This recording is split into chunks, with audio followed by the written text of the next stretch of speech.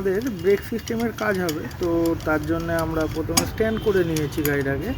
নেওয়ার পরে আমরা চাকার নাট খুলে চাকাটাকে বাড়ি করব। চাকা খোলা হলো, তো দেখা যাচ্ছে এখানে ব্রেক ডিসের অবস্থা খুব খারাপ, ব্রেক প্যাডও শেষ হয়ে গেছে। তো সেটাই আমরা খুলে ডিস পালিশ করে নতুন ব্রেক সিস্টেম আমরা চেঞ্জ করব এটার ভিতরে। তো খোলা হচ্ছে।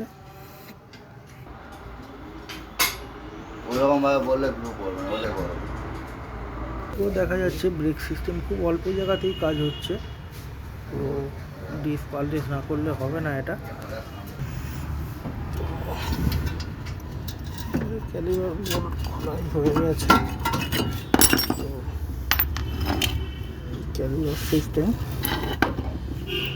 ব্রেকটা খুব ভালো হয়ে আছে। আমরা ডিসটাকেও খুললাম, ডিস রাস্ট খেয়ে গেছে। ক্যালিবার